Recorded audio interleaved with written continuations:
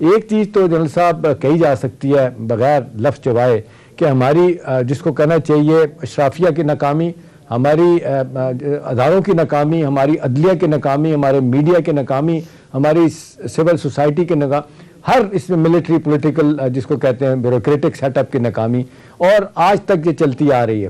ابھی lesson learned معذرت کے ساتھ اگر مجھے کوئی پوچھے تو جنرل صاحب سرے سے کوئی سبق نہیں سیکھا گیا۔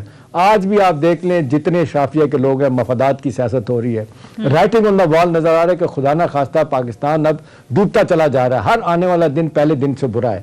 اسے سوچے، اس کو سوچنا آپٹمسٹک بڑی اچھی بات ہے جنرل صاحب، لیکن اس کا صورتحال یہ ہے کہ آپ دیکھ لیں ہمیں لگتا ہے کہ بغیر کچھ کیے ہمیں مارا جا رہا ہے، بغیر حملہ کیے ہمیں مارا جا رہا ہے، ہمیں برے طریقے سے چوک کیا جا رہا ہے، اور آپ دیکھ لیں ہمارے جو کرتا دھرتا ہے انہیں اپنے ذاتی مفادات سے فرصت نہیں ہے۔ تو آئی ایم افریڈ جنرل صاحب، میرا سوال بھی آپ سے ہے کہ اب تو کوئی سننے کے لیے تیار نہیں ہے، اپنے مفادات چھوڑنے کے لیے تیار نہیں ہے۔ چھوٹے چھوٹے ملک آگے چلے گئے، بنگلہ دیش کو تو چھوڑیں، لوگ یہاں تک کہہ رہے ہیں کہ اگلے 5 سال میں افغانستان بھی ہم سے آگے نکل جائے گا۔ اب چھوڑ دیتے ہیں جنرل صاحب، ذمہ داری کس نے کیا کیا، کیوں نہیں اکٹھے ہو جاتے، کیوں نہیں بیٹھ جاتے؟ سیاسی لوگوں کا کیوں مفاد یہ ہے کہ ہماری حکومت ہو، اس کو ہٹا دیا جائے، خدا نہ خواستہ پروسیس میں جو کچھ مرضی اس ملک کے ساتھ ہو جائے، سارے لگے ہوئے کھلواڑ کرنے کے لیے۔ اب اس کو نئے سرے سے کیسے ترتیب کیا جائے گا جنرل صاحب؟ کیسے لوگ اکٹھے ہوں گے؟ کون سی خدا نہ خواستہ آفت کا بھی انتظار کر رہا ہے کہ سارے اکٹھے ہو کے بیٹھیں گے؟ جی جنرل صاحب۔ دیکھیں شام بھائی، بات لیٹس بی فیئر، جو ہم نے 71 وار میں جو کھویا، آج ہم ملیٹریلی تو اس نہج پر بحیثیت قوم سول ملٹری لیڈرشپ نے اپنے دفاع کو ناقابل تسخیر بنانے کے لیے جو کچھ کیا، اس کی وجہ سے آج ہم 70 کے بعد پچھلے 50 برس سے امن سے بیٹھے ہیں، اور کسی ملک کو جرت نہیں ہوئی کہ وہ ہمارے ملک پر حملہ آور ہو سکے، جبکہ 47 اور 70 کے درمیان 24 سالوں میں 3 جنگیں ہوئیں، اور اس کے بعد سے پھر کسی کی جرت نہیں ہوئی جب سے ہم نے اپنے دفاع کو ناقابل تسخیر بنایا۔ تو اس حد تک تو ہم بہت آگے جا چکے ہیں، اور اب کسی ملک کی جرت نہیں ہے۔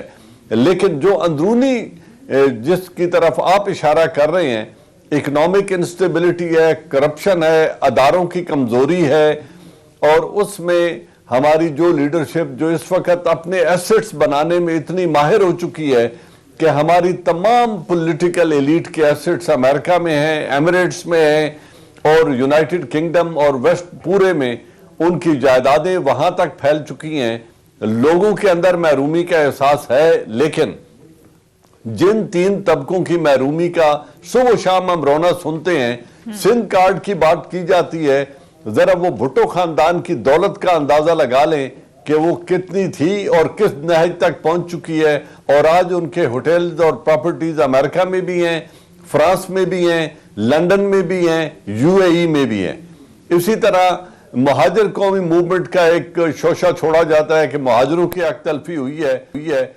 الطاف حسین کی جائیداد اور اس کی دیوار سے جو رقم نکلی تھی، وہ شخص یہاں سے ملک سے بھاگ کر گیا، وہاں پر اس نے جا کے اسائلم لی، لیکن آج وہ 8 جائیدادوں کا مالک ہے کہ ایک دن بھی کام نہ کرنے کے باوجود تو یہ بھتہ اور یہ دولت ملک سے باہر کیسے گئی۔ اسی طرح شریف خاندان کی دولت کا اندازہ لگا لیں، اور خود پریزیڈنٹ مشرف 2 بڑی جائیدادیں رکھ کے بیٹھے ہیں ملک سے باہر، ایک یونائٹڈ کنگڈم میں اور ایمریٹس میں۔ تو اگر رولنگ ایلیٹ کو دیکھیں تو وہ تو بہت پاورفل بھی ہو گئے ہیں، بہت ان کی جائیداد میں اضافہ بھی ہو گیا ہے، لیکن لوگوں تک وہ جو ٹرکل ڈاؤن ایفیکٹ ہوتا ہے، اس معیشت کا فائدہ لوگوں تک نہیں پہنچا۔ آج ہماری انڈسٹری شوگر ملیں تو میرے خیال میں 50 سے زیادہ اس ملک میں ہو گئی ہیں۔ تو جو یہ ایلیٹ ہے، اشرافیہ ہے، جس نے اقتدار پہ قبضہ کیا ہوا ہے، جس نے سیاست کو اپنی ضرورتوں کے مطابق ڈھال لیا ہے، جنہوں نے کانسٹیٹوئنسیز کو سسٹمیٹک طریقے سے اپنا محکوم بنا لیا ہے، اس اشرافیہ کو ایک ڈائریکشن لینی پڑے گی، اور ان کو اس ملک کے لیے سوچنا پڑے گا۔ اگر وہ نہیں سوچیں گے جنہوں نے قانون سازی کرنی ہے، جو پارلیمنٹ میں بیٹھے ہیں، تو پھر یقیناً خدا نہ خواستہ ہم پھر کسی اور ٹریجڈی کا شکار ہو سکتے ہیں. اچھا احتشام صاحب، اگر سانحہ اے پی ایس کی تھوڑی مزید بات کر لیں تو ہم نے دیکھا کہ سانحہ کے بعد ہماری جو عسکری قیادت تھی، سیاسی قیادت تھی، وہ متحد ہوئی. اتفاق رائے سے ہم نے دیکھا نیشنل ایکشن پلان بنا، دہشت گردوں کو سزائیں دلوانے کے لیے فوجی عدالتیں بنائی گئی. لیکن سر اس کے بعد بھی ہم دیکھ رہے ہیں 7 برس گزرنے کے باوجود سانحہ اے پی ایس کے جو لواحقین ہیں وہ مکمل طور پر ہم دیکھ رہے ہیں مطمئن نظر نہیں آتے.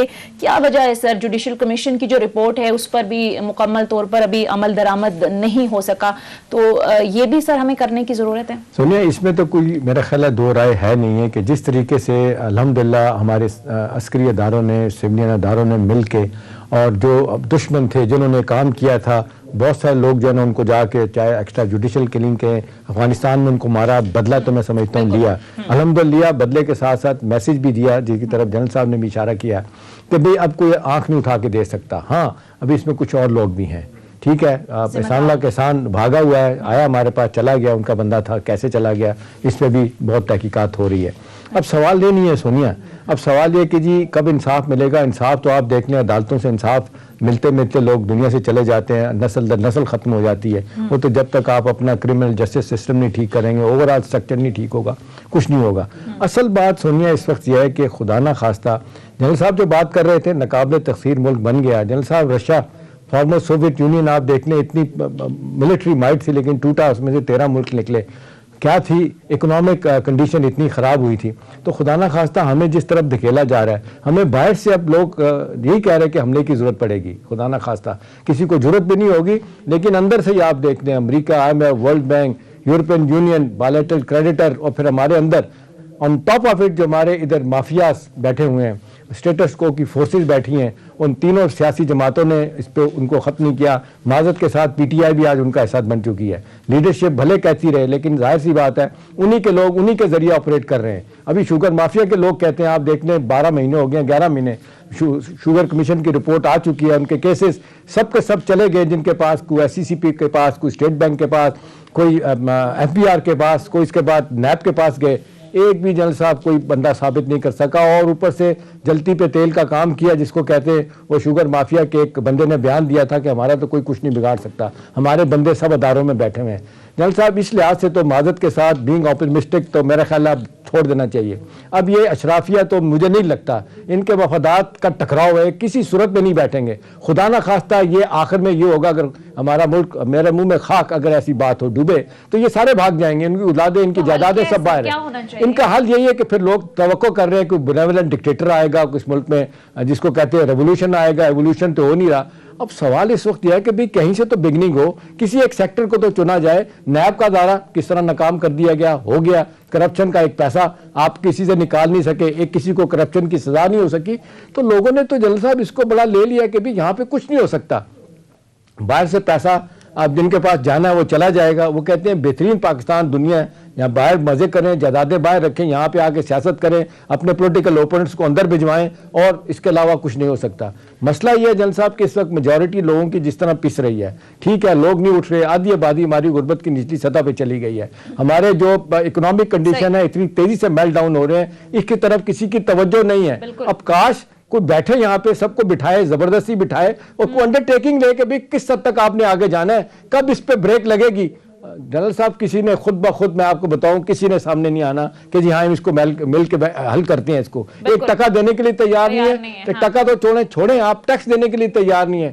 پیسے یہاں سے کھا رہے ہیں، کمائیاں یہاں سے کر رہے ہیں. ابھی آپ دیکھ لیں، اب روز بات ہوتی ہے کہ آپ 22 کروڑ کی آبادی میں 22 لاکھ ٹیکس پیئر نہیں ہے، وہ ٹیکس دینے کے لیے تیار نہیں آپ کی. اور نواز شریف صاحب کے زمانے میں آپ کو یاد ہے قرض اتارو مہم سے چلی تھی، ملک سنوارو، وہ $800 ملین، میں بھی اس کانفرنس میں بیٹھا تھا، آیا تھا. وہ پوچھے کہاں گیا، ایک پیسہ کسی کو نہیں پتا کہ $800 ملین کہاں گیا.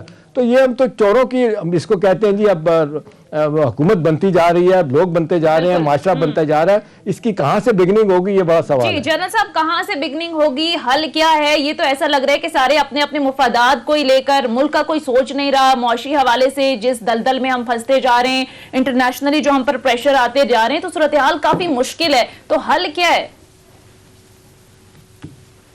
دیکھیں، میں تو I don't consider myself wisest of all، نہ ہی میں اس پہ کوئی حتمی رائے دے سکتا ہوں. لیکن جو ڈیسپریشن ہے احتشام صاحب کی، یا جو آپ کی ہے، یا جو میری ہے، یا اوور آل پوری قوم کی ہے، جو چند چیزیں نظر آ رہی ہیں وہ یہی ہیں کہ لیٹ سے ہمارا ملک آج اگر 115 ارب ڈالر کا مقروض ہے تو یہ اس جمہوریت نے یا اس موجودہ نظام جمہوریت نے پچھلے 13 برس میں اس ملک کو کیا دیا ہے؟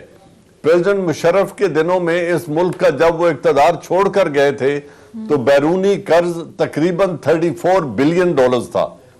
اب اس میں اگر 80 بلین ڈالر کا اور اضافہ ہو گیا ہے تو یہ دیکھنا ہوگا کہ ان حکومتوں نے کتنا قرض لیا, کیوں ٹیکس ریفارمز نہیں کر سکے, کیوں لوگوں کو ٹیکس نیٹ میں لا نہیں سکے یا لوگوں کو راغب نہیں کر سکے, کیوں انسٹیٹیوشنز کو ڈیولپ نہیں کر سکے, اور خود امیر سے امیر تر کیسے ہوتے چلے معذرت گئے. کے ساتھ ایک جملہ ایڈ کروں گا جلال صاحب, کیا تھے؟ ایک جملہ ایڈ کروں گا معذرت صاحب, I hate to interrupt you.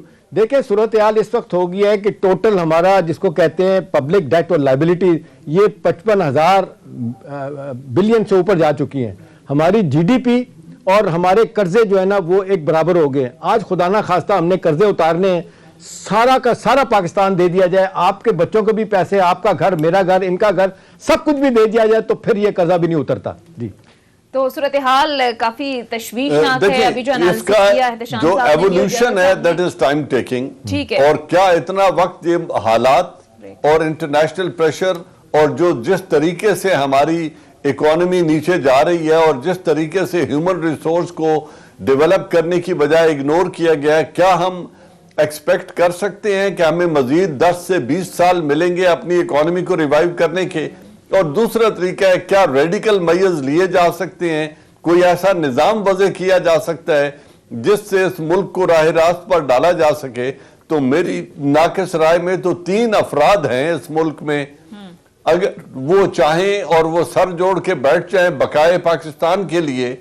Chief justice of 3 طاقتور لوگ, چیف جسٹس آف پاکستان جو جوڈیشری کو ہیڈ کرتے ہیں, chief of army staff and led by chief executive of Pakistan, اگر یہ 3 افراد بیٹھ کر کوئی ریڈیکل میئرز لینا چاہیں تو شاید وہ حرکت ماورائے قانون ہی آئین ہی لگے, لیکن ان کو کسی شارٹ کٹ کی طرف جانا پڑے گا, کیونکہ یہ نظام ایوولوشن کے ذریعے اگر ہم درست کرنے کا سوچیں گے تو بہت زیادہ وقت لگے گا, کیونکہ اس ملک میں ادارے نہیں بنائے گئے اور اکاؤنٹیبلٹی نام کی کوئی چیز نہیں ہے.